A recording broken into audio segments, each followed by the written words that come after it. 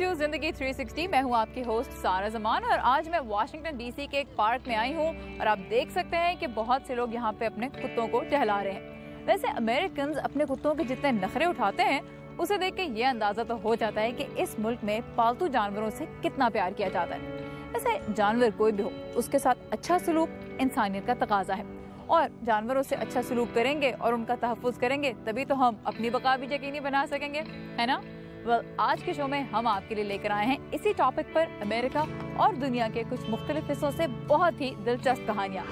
आज सबसे पहले चलेंगे टेक्सास के शहर ऑस्टिन, जहाँ हर शाम लोग आते हैं लाखों चमगादड़ों से मिलने। फिर पता लगाएंगे कि अमेरिकी शहरों में वो जानवर कहाँ जाते हैं जिनका ख्याल रखने वाला कोई नहीं होता। और आखिर में देखेंगे कि दुनिया भर में जानवरों को इंसानों से किस किस्म के खतरात लाहक हैं। आजकल जानवरों के हक में आवाज उठाना कोई नई बात नहीं रही, लेकिन इसका ये मतलब नहीं कि हर तरह के जानवर से प्यार करना भी आम बात हो गई है।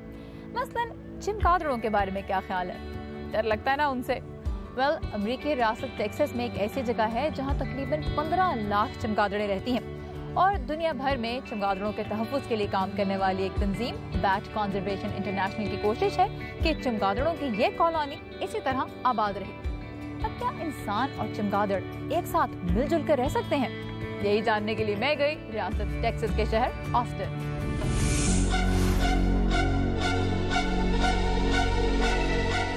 रात के अंधेरे में निकलने वाला चमगादड़ों का ये गौल किसी ड्रानी फिल्म का सीन नहीं है।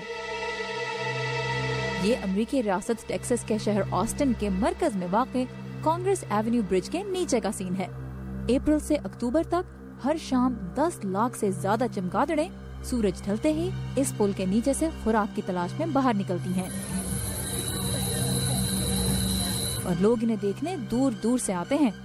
लेकिन ये चमगादड़ें यहाँ आई कैसे, ये जानने के लिए मैं मिली बैट कंजर्वेशन इंटरनेशनल या बैटकॉन की एमी प्राइस से।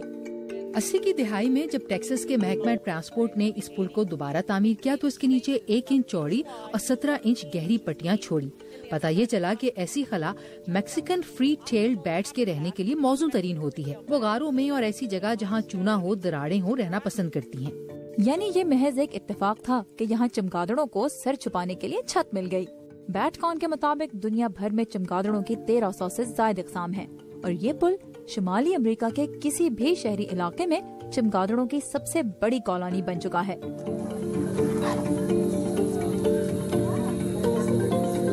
यहाँ जो चमगादड़ें रहती हैं वो मैक्सिकन फ्री टेल्ड बैट्स कहलाती हैं।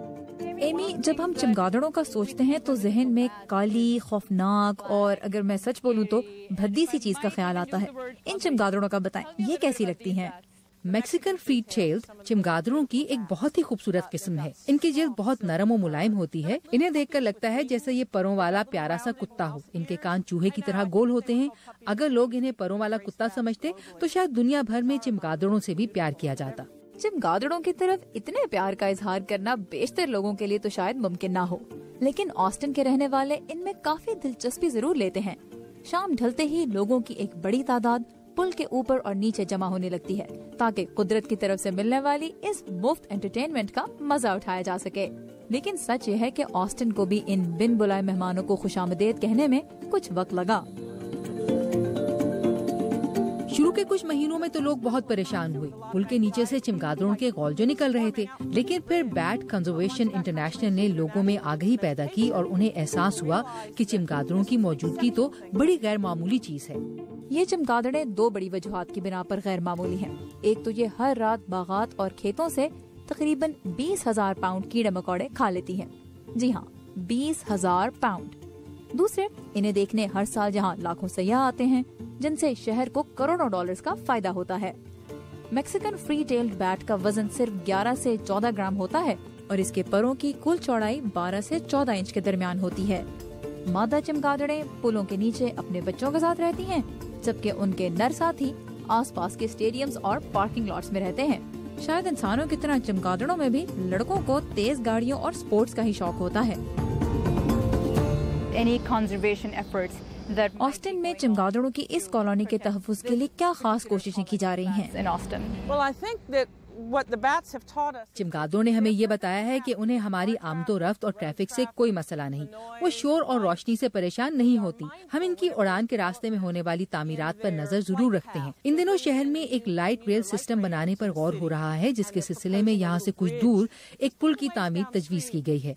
हमें उम्मीद है कि वो इसके लिए जिस डिजाइन को मुंतखब करेंगे वो इन चमगादड़ों के लिए भी अच्छा होगा। लेकिन चमगादड़ों के तहफ़्फ़ुज़ के इक़दाम से ज्यादा लोगों को इनसे प्यार करना सिखाना जरूरी है, और ये भी कि वो इनसे नफरत ना करें। यहाँ जमा हुजूम को देखकर लगता है कि लोगों के दिलों में चमगादड़ों की जगह बनाने में बैटकॉन मुसलसल कामयाब हो रही है। डॉक्टर दानिश दूर से आए अपने रिश्तेदारों को यहाँ चमगादड़ों का शो दिखाने लाए हैं। ये भी एक अल्लाह ने बनाई हुई चीज़ है, तो इसको हमें रिस्पेक्ट करना चाहिए, अपनी इनको स्पेस देना चाहिए और ऐसी जगह देनी चाहिए जो वो रह सकते हैं और जो अपने आप को अपने फ्यूचर ऑफस्प्रिंग्स दे सकते हैं, ये इंडेंजर्ड नहीं हो जाए। पुल के ऊपर ट्रैफिक और नीचे चमगादड़ें पिछले तकरीबन 30 सालों से अपनी अपनी जगह मसरूफ हैं और आज तक यहाँ किसी चमगादड़ के इंसान पर हमला करने की खबर भी नहीं आई। वैसे भी ऐसा काम आमतौर पर इंसान ही करते हैं, चमगादड़ें नहीं।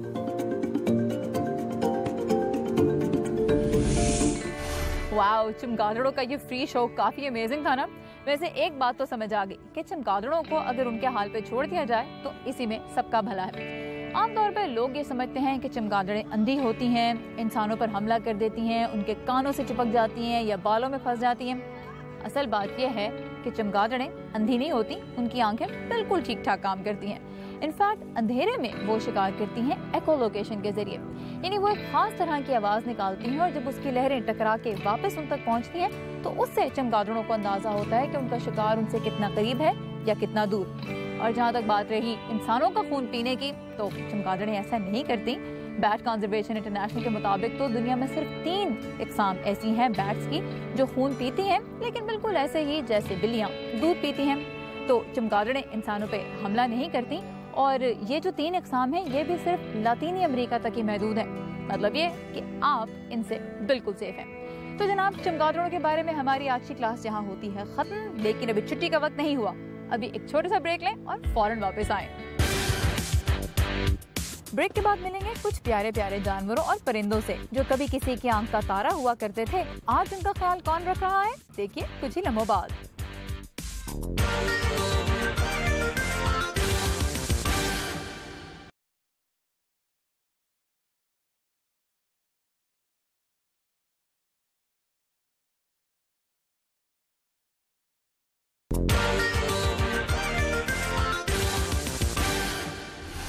Welcome back. पाकिस्तान में सड़कों पे आवारा कुत्ते और बिल्लियां आम नजर आते हैं, लेकिन अमेरिका के शहरों में ऐसा नहीं होता। इसकी बहुत सी मुख्तलिफ वजूहात हैं। एक तो यह कि यहाँ पे इन जानवरों की आबादी को कंट्रोल करने की बड़ी जोरदार कोशिश की जाती है। उसके अलावा यहाँ मकामी हुकूमतें एनिमल कंट्रोल का महकमा भी चलाती हैं और फिर वो जानवर जो अपने मालिकान के साथ किसी भी वजह से नहीं रह सकते या ख़ास तौर पे उनके तशद्दुद से तंग आके भाग जाते हैं, उनको सहारा मिलता है एनिमल शेल्टर्स का। अमेरिका में बहुत से मुख्तलिफ शहरों में हज़ारों एनिमल शेल्टर्स इस वक्त काम कर रहे हैं। वहाँ पे जानवरों की ज़िंदगी आमतौर पे कैसी होती है, चल के देखते हैं वर्दा खलील के साथ।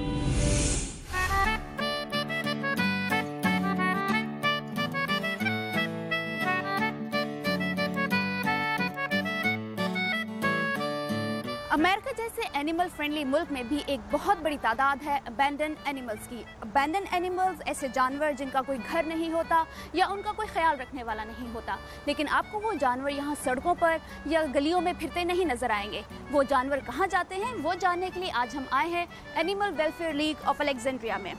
यहाँ पर हम बात करेंगे यहाँ की डायरेक्टर मेगन वेब से। आइए चल के देखते हैं। Hi Megan. Hi. Hi. Nice to meet you. Nice to meet you too. Hi Megan. आप आज हमें क्या दिखाएंगी? मैं आपको आज अपने एनिमल शेल्टर का विजिट कराऊंगी और अपने स्टाफ और रजाकारों से मुलाकात कराऊंगी। Great. Sure. मैं आपको अपने ट्रीटमेंट रूम में लेकर जा रही हूँ। हमारे पास जानवरों में बहुत से ऐसे जानवर होते हैं जिनको मेडिकल केयर की जरूरत होती है। यहाँ हमारी डॉग एग्जामिनर डॉक्टर कैसी एंजेलॉन है। Is in here. I believe she's here with the dog.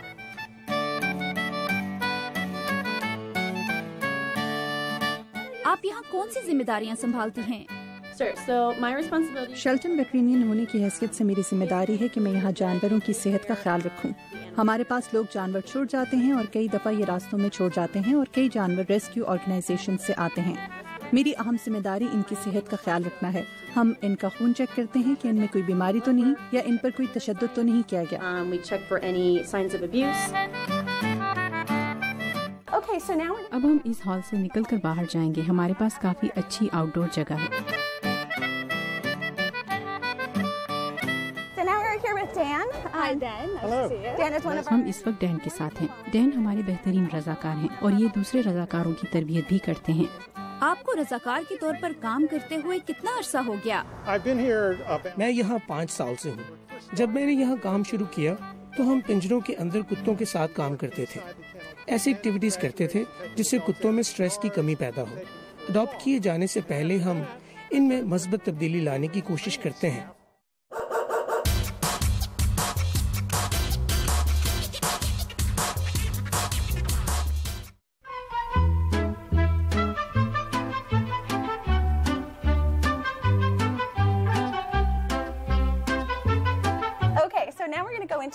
اس وقت ہم اپنے کیٹ اڈاپشن ایریا میں ہیں. میں آپ کو ایزمی سے ملاتی ہوں.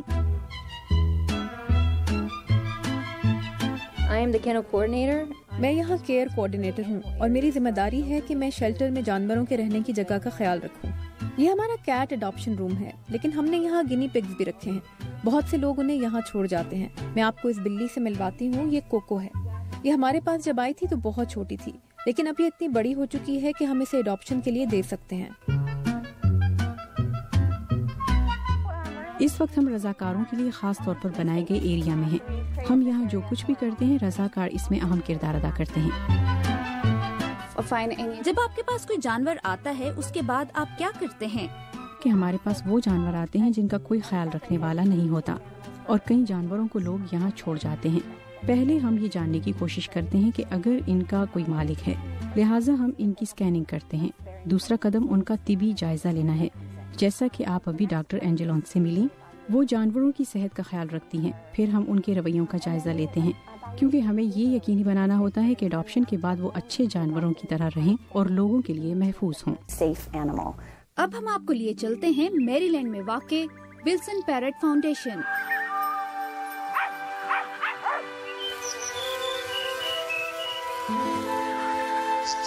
یہ ہے برائن ولسن جنہوں نے ریاست میری لینڈ میں اپنے گھر کو گزشتہ 20 سالوں سے لاوارث چھوڑ دیے جانے والے طوطوں کے لیے ایک شیلٹر ہوم بنایا ہوا ہے. میں نے اس ادارے کو 1995 میں اپنے ساتھ پیش آنے والے ایک سنگین ٹریفک حادثے کے بعد قائم کیا. اس وقت گاڑی میں میرے ساتھ میرے 3 پالتو طوطے تھے. حادثے کے بعد 4 ماہ تک میں اسپتال میں زیر علاج رہا. جب مجھے ہوش آیا تو مجھے پتہ چلا کہ میرا سب سے پیارا طوطا راکو اس حادثے میں ہلاک ہو گیا ہے. یہ دیکھیں، یہ ہے راکو، میرا پہلا پیار. راکو کے لیے برائن کی آنکھوں میں آنسو اس بات کی گواہی دیتے ہیں کہ محبت کے اسی جذبے نے انہیں طوطوں کی دیکھ بھال کا ادارہ کھولنے کا حوصلہ دیا.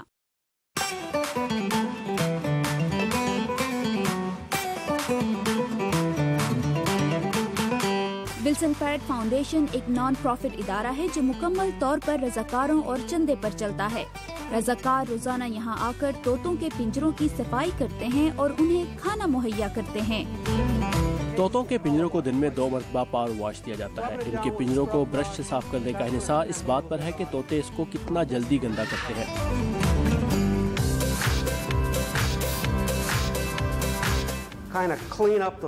اس وقت میں اس کیمیکل سے فرش کی صفائی کرنے لگا ہوں جس کے بعد اسے پاور واش دیا جائے گا.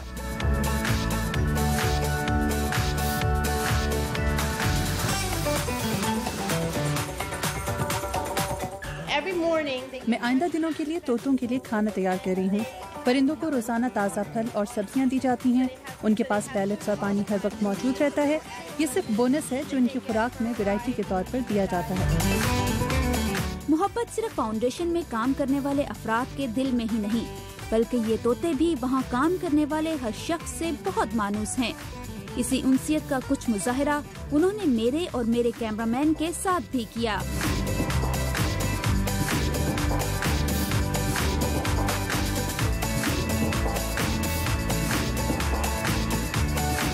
आखिर में ब्रायन ने हमारा तारुफ अपने लाडले तोतों से भी करवाया और कुछ ने तो हमें बातें करके और ओपरा गाकर सुनाया।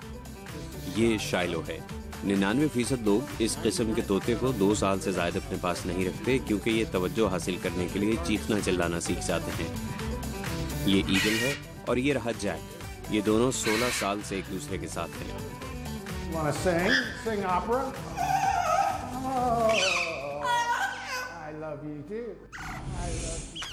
अमेरिका में जानवरों से मोहब्बत का कल्चर तो है, लेकिन फिर भी यहाँ हर साल 20-25 लाख कुत्तों और बिल्लियों को इसलिए मारना पड़ता है क्योंकि शेल्टर्स में उनके लिए जगह नहीं होती और कोई उन्हें अपने साथ घर नहीं ले जाना चाहता।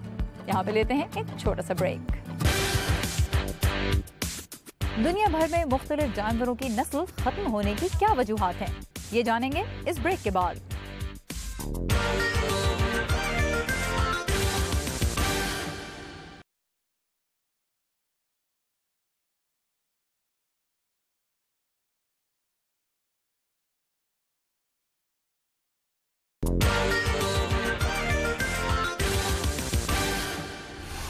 आमतौर पर जब जानवरों के तहफ़्फ़ुज़ की बात की जाती है तो जहन में शेर और चीतों का ख्याल आता है क्योंकि इनके तहफ़्फ़ुज़ के लिए बैनुल-अक़वामी सतह पर कैंपेन्स चलाई जा रही हैं जिनके बारे में अब लोग बहुत कुछ जानते भी हैं।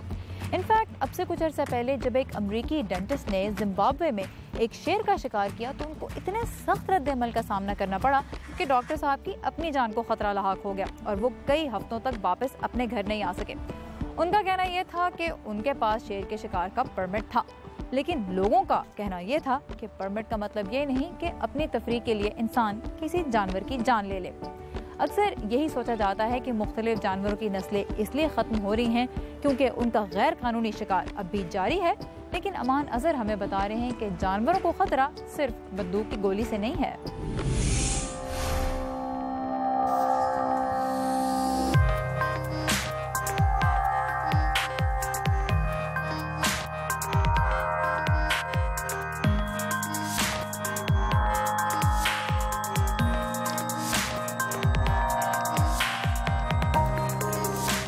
जंगली हयात की इन इकसाम को हम में से ज़्यादातर लोग खबरों और टीवी चैनल्स के ज़रिए जानते हैं और कुछ अरसे से ये खबरें भी गर्दिश में हैं कि इनमें से कुछ इकसाम नापैद होने के करीब हैं।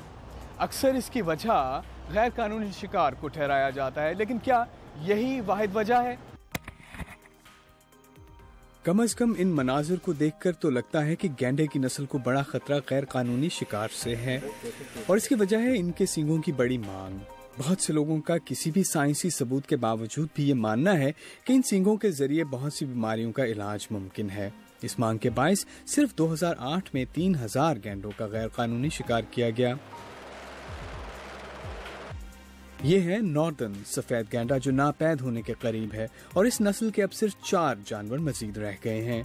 जंगली हयात की तेजी से नापैद होती इन इक़साम के बायस अक़वाम मुत्तहिदा के ज़ैली इदारे के सरबराह जॉन स्कैनलॉन ने दुनिया भर की तवज्जो इस मसले की जानिब मबज़ूल करवाते हुए कहा, अगर जानवरों की नस्ल कुशी इसी तरह जारी रही तो ये अंदाजा लगाने के लिए कि ये नस्लें नापैद होने की जानिब चली जाएंगी, आपका हिसाबदान होना जरूरी नहीं।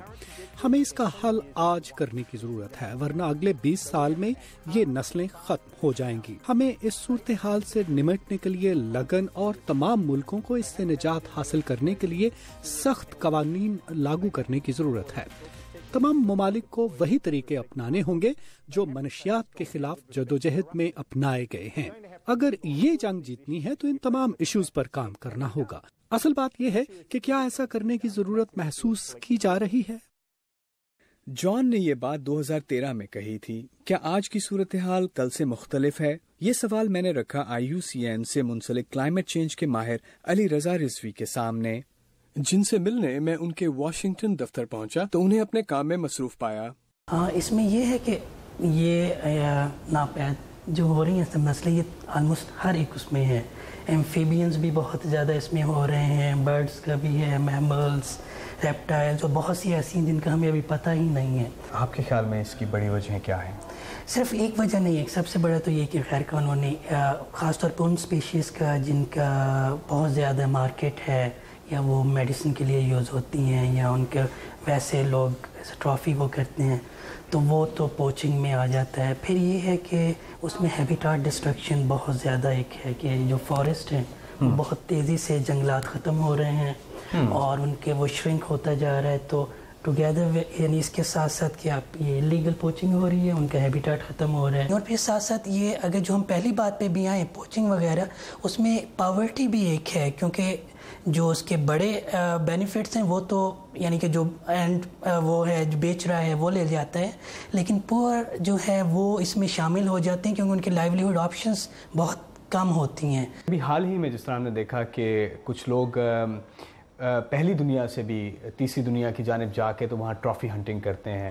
تو اس کا کیا کیا جائے؟ یہ تو بالکل ایک طرح کا ریورس ٹرینڈ نظر آتا ہے جہاں پہ غربت مسئلہ نہیں ہے.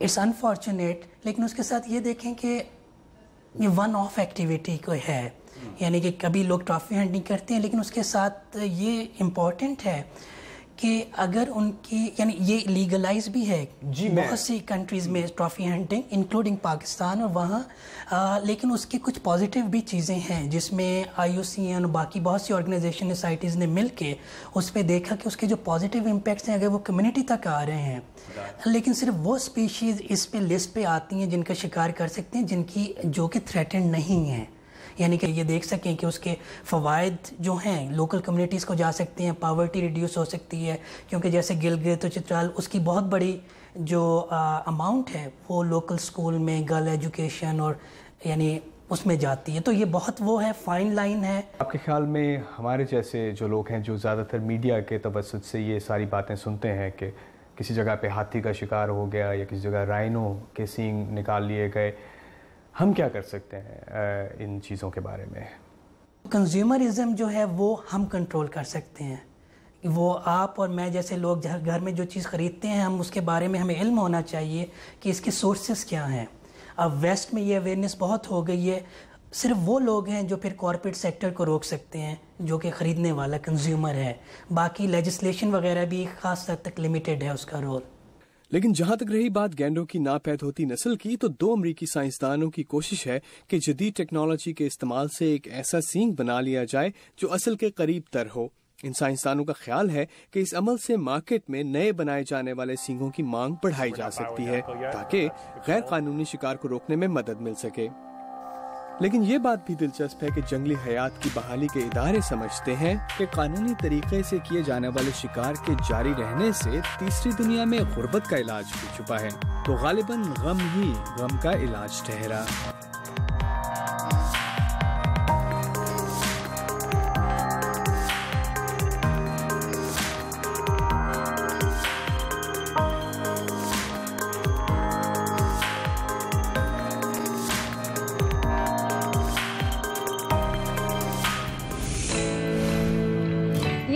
جتنی ہماری ہے اتنی ہی جانوروں اور پرندوں کی بھی, اس لیے اگر ہم ان سے پیار نہیں کر سکتے تو ہمیں کم از کم انہیں نقصان یا تکلیف پہنچانے سے تو گریز ضرور کرنا چاہیے.